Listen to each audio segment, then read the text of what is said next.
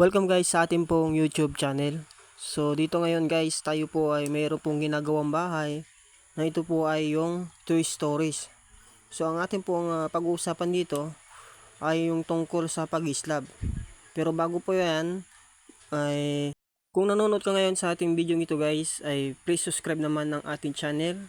Paki-share na rin para nang sa ganoon ay ma-update po kayo sa ating pong video na ating pong i-upload. Meron tayong pamamaraan dito guys kung paano tayo mag-slab. Pero dito, ang inuna mo natin dito guys ay yung pag-asintada.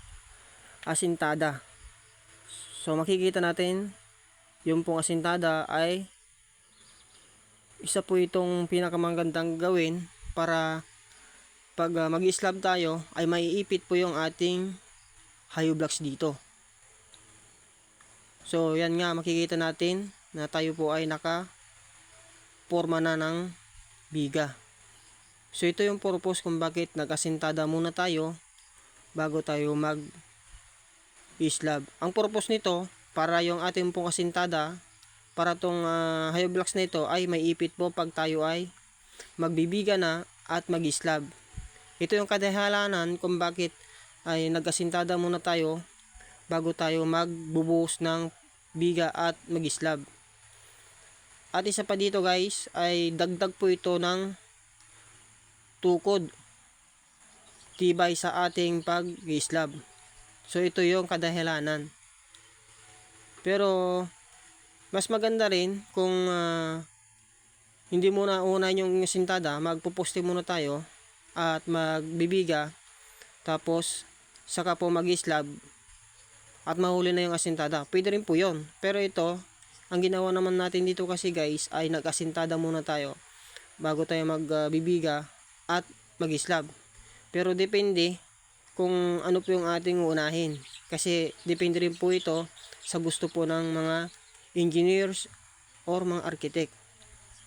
So parehas lang po yung kanilang proseso.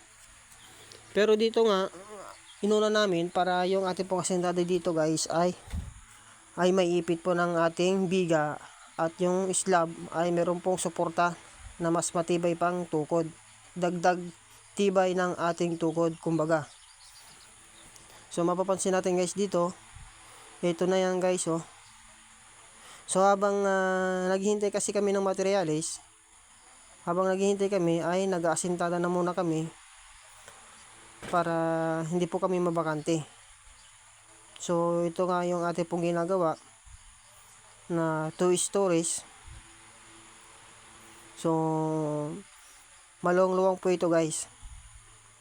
So makikita natin guys ay yung ating pong runner dito ay ito lang po yung runner na ating pong ginawa dito sa kanyang pagka-cross sa gitna. So medyo nakatipid tayo ng konti ng runner. So ito naman yung kainaman dito kung tayo po ay mag-asintada muna. Pero kung mas marami naman po kayong mga materialis, ay mas mainam na rin guys na unahin na lang natin yung poste, biga, saka tayo mag-slab. Pero kung wala pa tayong materialis, ay pwede po tayo muna mag-asintada habang tayo po ay naghihintay ng materialis para hindi po tayo mabakante.